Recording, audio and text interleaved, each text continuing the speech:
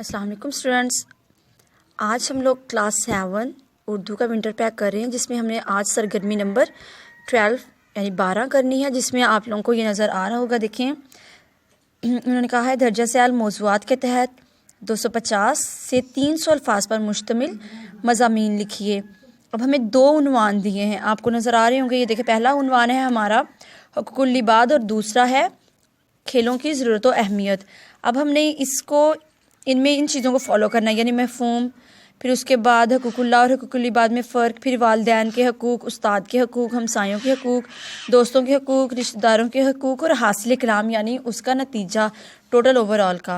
अब दूसरा देखें, खेलों की ज़रूरत व अहमियत, मौजूदा दौर में ज़हनी नशोनुमा के लिए सरगर्मियाँ, खेलों की ज़रूरत व अहमियत, फिर पढ़ाई और खेल में तवाज़ुन, फिर स्कूल में मौजूद सहूलतें, फिर आपका पसंदीदा खेल, खेलों के फ़वाइद और हासिल कलाम। ठीक है, अब इसको डिस्कस करते हैं हम लोग एक सॉल्यूशंस में।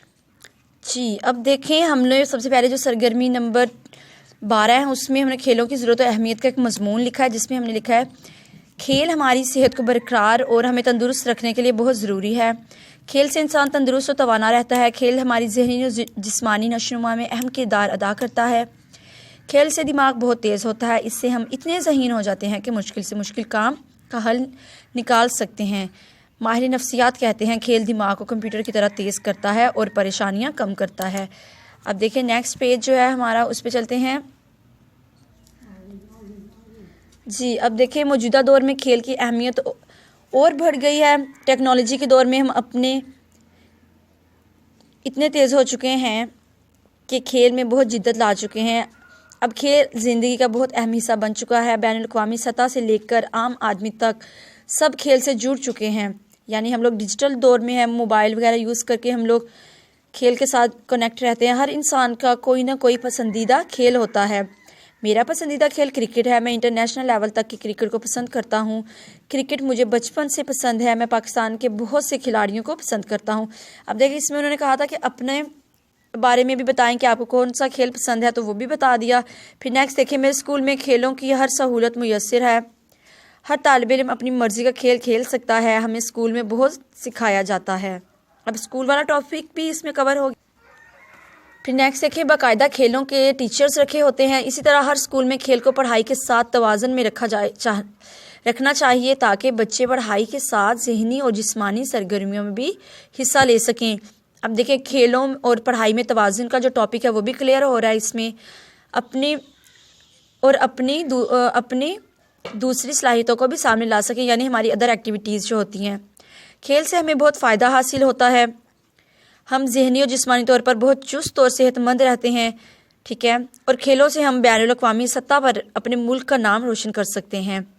खेल आजकल पूरी दुनिया को राब्ते में ला रहा है। हर मुल्क के खिलाड़ी दूसरे मुल्क जाकर अपने मुल्क की नुमाइंदगी कर रहे हैं, जिससे बहुत फ़ायदा होता है।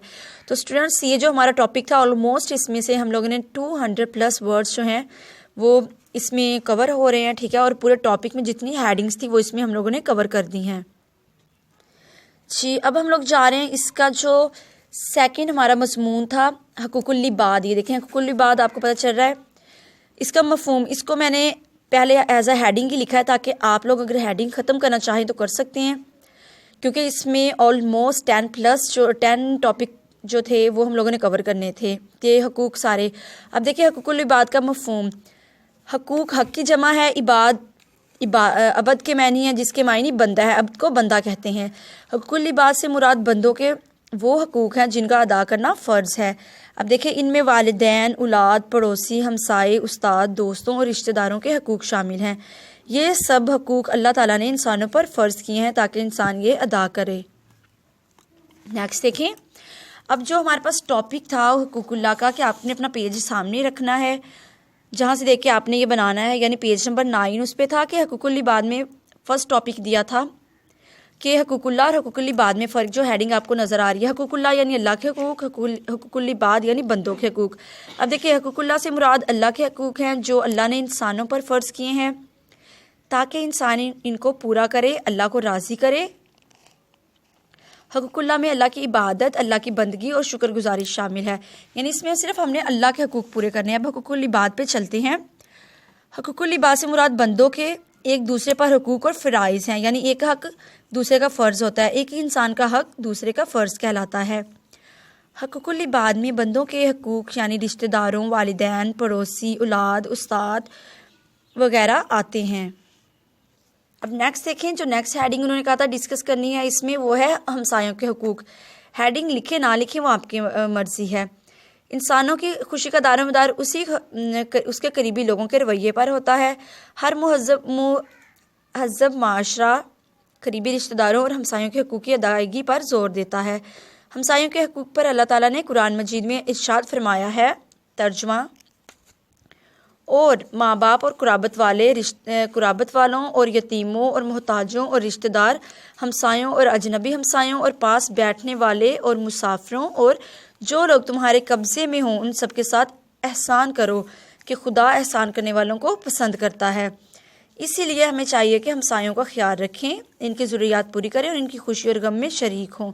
اب نیکسٹ دیکھیں، استاد کے حقوق، یعنی استاد کے حقوق کون سے ہیں؟ علم حاصل کرنا مقدس فریضہ ہے۔ استاد نئی نسل کو زیور تعلیم سے آراستہ کرتے ہیں، ان کے اخلاق کو سنوارتے ہیں، زندگی کے آداب سکھاتے ہیں۔ یہی وجہ ہے کہ استاد کا مقام و مرتبہ معاشرے کے دوسرے افراد سے بلند تر ہے۔ اسلام نے استاد کو روحانی والدین کا درجہ دیا ہے۔ نبی کریم صلی اللہ علیہ وآلہ وسلم کا ارشاد ہے، ترجمہ: بے شک مجھے معلم بنا کر بھیجا گیا ہے، اس لیے ہمیں استاد کی عزت ماں باپ کی طرح کرنی چاہیے، ان کا حکم بھی والدین کی طرح ماننا چاہیے۔ اب نیکسٹ دیکھیں، والدین کے حقوق۔ انسانوں کے قریبی تعلقات میں سب سے اہم قریبی تعلق والدین کا اولاد سے ہے۔ والدین اپنی تمام تر توانائیاں اور صلاحیتیں اولاد کی پرورش اور ترقی و خوشحالی اور اچھی تربیت کے لیے صرف کرتے ہیں، اولاد کے آرام کے لیے دن رات مشقت کرتے ہیں۔ اس لیے اولاد کو بھی چاہیے کہ وہ بھی والدین سے اتنا ہی اچھا سلوک کریں جتنا وہ کرتے ہیں، ان کی ہر بات مانیں، اگر والدین ڈانٹ دیں تو برا نہ منائیں بلکہ پیار سے سمجھیں۔ والدین کے حقوق پر اللہ تعالیٰ نے فرمایا ہے، اور ماں باپ کے ساتھ احسان کرو۔ یہاں احسان کا مطلب ہے کہ ہم ان کے حقوق سے بڑھ کر ان کا خیال رکھیں۔ اب دیکھیں دوستوں کے حقوق۔ اسلام نے دوستوں کو بھی پڑوسیوں جتنے ہی حقوق دیے ہیں۔ دوست ہمارے اچھے برے وقت کے ساتھی ہوتے ہیں، اس لیے ہمیں پر فرض ہے کہ ہم اچھے برے وقت میں ان کا ساتھ دیں۔ نیکسٹ دیکھیں، رشتہ داروں کے حقوق۔ ہمارا دین ہمیں رشتہ داروں کے حقوق ادا کرنے کی تاکید کرتا ہے۔ اگر رشتہ دار مالی لحاظ سے کمزور ہوں تو ان کی مالی مدد کرنا، بیمار ہو جائیں تو ان کی عیادت کرنا، غم اور خوشی کے موقعوں پر ان کا ساتھ دینا اور ان کی دیگر ضروریات کا خیال رکھنا رشتہ داروں کے حقوق میں شامل ہے۔ اللہ تعالیٰ کا ارشاد ہے، اور رشتہ داروں کو ان کا حق دو۔ رشتہ داری جوڑنے سے اللہ انسانوں کے رزق میں فراخی اور وسعت پیدا کر دیتا ہے۔ آپ صلی اللہ علیہ وسلم نے رشتہ داروں سے تعلق سے منع کیا ہے، ارشاد فرمایا، رشتہ داروں سے تعلق توڑنے والا جنت میں داخل نہیں۔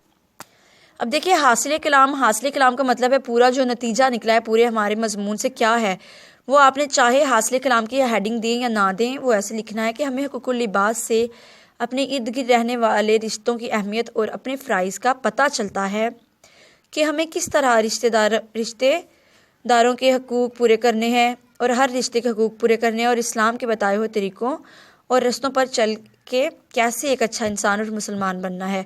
تو اسٹوڈنٹس، ہماری سرگرمی نمبر 12 بھی کمپلیٹ ہو گئی ہے۔ تو آئی ہوپ آپ کو یہ ساری ویڈیو بہت پسند آئی ہوگی۔ اگر پسند آئی ہے تو اس چینل کو سبسکرائب کیجیے گا اور بیل آئیکن کو دبانا نہ بھولیے گا۔ اللہ حافظ، گڈ بائے۔